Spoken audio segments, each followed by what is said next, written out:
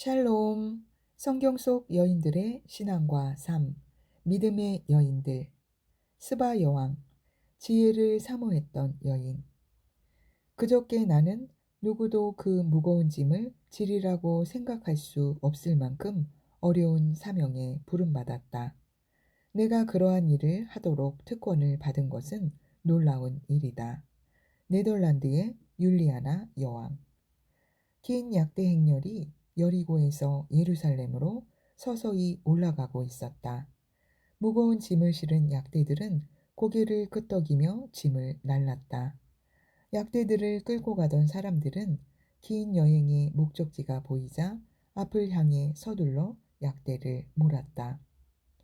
이 여행을 마련한 무리 중앙에 자리 잡은 여인은 과연 이 어려운 여행에 보람이 있을까 생각했다. 그곳은 3,000킬로가 넘는 거리로 몇 주일이 걸린 여행이었다. 추운 밤과 탈듯이 뜨거운 낮은 끝이 없는 것 같았다. 그 지역은 햇볕이 내리쬐고 살풍경했다. 가장 힘든 것은 광야에서 불어닥치는 모래바람과 광풍이었다. 하지만 그녀는 마음속으로 가야 한다고 생각했다.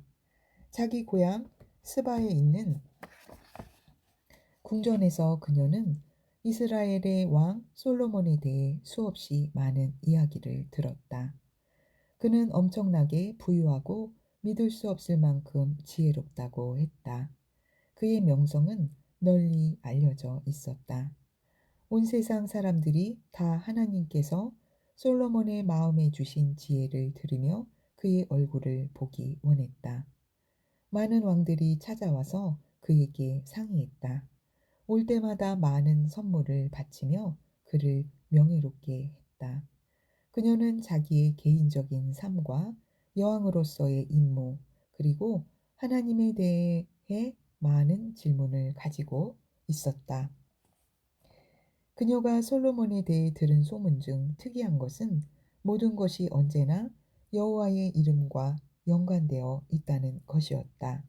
사람들은 그가 번영한 이유가 이스라엘의 하나님 여호와라고 했다. 그녀는 바다의 신, 땅의 신, 전쟁의 신, 술의 신, 낮의 신, 밤의 신 등 여러 신을 알고 있었다. 그러나 그 신들은 어떤 문제도 해결해 주지 못했다. 여호와라는 그분은 해결해 줄 수 있을까? 우선순위를 정하는 방법으로 보아 그녀가 지혜로운 여인임을 알 수 있다. 지혜로운 그녀는 자신의 지식과 통찰력의 한계를 인정했다. 그녀는 좀 더 알기 원했으며 지혜를 얻기 위해서라면 기꺼이 희생을 치렀다. 그 목적을 달성하기 위해 그녀는 시간과 돈과 노력을 아끼지 않았다. 참된 지혜는 겸손과 긴밀하게 연관된다. 스바 여왕은 자신이 계속 지혜를 추구하고 있으며 자기 상태에서 만족하지 않는다는 것을 바깥 세상에 알릴 만큼 겸손했다. 약대가 지나가는 것을 보는 사람 모두가 스바 여왕이 지혜로운 솔로몬에게 의논하러 예루살렘으로 가고 있다는 것을 알았다.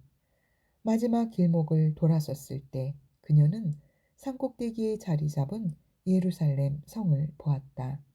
우뚝 솟은 건물 몇 개, 특히 왕의 궁전과 하나님의 성전이 그녀의 시선을 끌었다.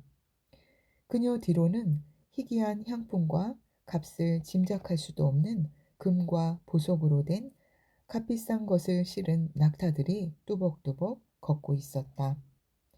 다윗의 10번째 아들이자 밧세바의 둘째 아들인 솔로몬은 이스라엘의 3번째 왕이었다. 그는 나단 선지자에 의해 그리고 하나님의 뜻에 따라 하나님께 사랑을 받는 자라는 뜻인 여디디아로도 불렸다. 그가 아버지로부터 왕자를 물려받은 후 하나님께서는 어느 날 밤 꿈에 나타나 그에게 물으셨다. 내가 내게 무엇을 줄꼬? 그 질문에 대한 젊은이의 대답은 그의 겸손과 하나님에 대한 의례를 나타냈다. 누가 주의 이 많은 백성을 재판할 수 있사오리까? 듣는 마음을 종에게 주사 주의 백성을 재판하여 선악을 구별하게 하옵소서. 그 대답은 하나님 보시기에 매우 기쁜 것이었기에 하나님은 지혜는 물론 더 이상 비길 수 없을 만큼 큰 부와 명예를 더해 주셨다. 그 결과 솔로몬은 다른 모든 왕들보다 뛰어났고 그의 백성들은 역사적인 황궁기를 경험했다. 역사상 이 시기에는 애굽과 아시리아와 바벨론이 약했고 호모의 그리스 전성시대는 아직 도래하지 않았다. 이스라엘이 세계에서 가장 강력한 왕국이었고 예루살렘이 가장 아름다운 도시였다. 성전과 비교할 수 있을 만큼 아름다운 건물은 없었다. 때문에 다른 나라의 지배자들이 차례로 솔로몬을 찾아왔다. 그것은 국가적인 방문이 아니라 개인적인 성격을 띈 것이었다. 대화는 활기를 띠었다. 여왕은 겸손히 지혜에 대한 열망을 나타내며 솔로몬에게 여러 가지 질문을 했다. 그녀는 솔로몬이 개방적인 사람이라는 것을 발견했다. 그는 정말 무한한 지혜를 가진 것 같았다. 솔로몬도 그녀처럼 지위는 높지만 외로운 지배자였다. 그래서 그는 그녀를 전심으로 이해할 수 있었다. 자신 역시 같은 문제로 고심하고 있었기 때문이었다. 그녀가 놀라고 감탄한 것은 그에게는 너무 깊거나 너무 복잡한 문제가 없다는 것이었다. 그는 모든 것에 해답을 가지고 있었다. 그녀는 그가 참으로 하나님의 축복을 받았음을 알았다. 그는 지적인 지혜뿐 아니라 매일매일의 환경에 적용할 수 있는 실제적이고 상식적인 지식도 가지고 있었다. 그녀는 이러한 사실을 집이 지어진 방식과 그의 종과 신복들의 태도와 그의 음식과 음료의 다양함에서 보았다. 그의 삶 세부적인 곳까지 지혜가 스며들어 있었다. 또한 하나님을 향한 그의 믿음이 그의 삶 모든 면에 영향을 미치고 있었다. 그의 믿음은 깨끗했고 실제였다. 그것은 그의 존재의 중심이었다. 솔로몬 왕은 매일매일의 자기 의무를 그녀와 관련시켜 얘기했을 뿐 아니라 자기가 어떻게 하나님을 섬기는지에 대해 나누었다. 거기서 그녀는 그의 성공적인 삶의 참된 비결을 발견했다. 솔로몬이 하나님께 번제를 드리면서 자기 죄를 대신하여 죽는 죄 없는 짐승과 자신을 동일시하는 것은 스바 여왕에게 진리의 근본을 예시해 주었다. 솔로몬의 삶은 그의 죄가 용서되었기 때문에 자유로웠다. 그것은 하나님께서 정해주신 방법에 근거한 것이었다. 죄 없는 피조물이 흘린 피는 죄 있는 사람인 그가 완전히 자유 가운데 살 수 있음을 보증해 주었다. 하나님과 솔로몬의 교제는 그의 모든 지혜와 지식과 번영의 근원이었다. 그녀는 솔로몬의 인생 목표가 지혜를 배우고 가르치는 것이 아니라 하나님을 경외하는 것임을 알게 되었다. 솔로몬은 하나님의 계명을 지켰으며 그것이야말로 하나님께서 왕을 포함한 모든 사람에게 바라시는 바임을 강조해서 선포했다. 여왕은 감탄을 금치 못하며 할 말을 잊었다.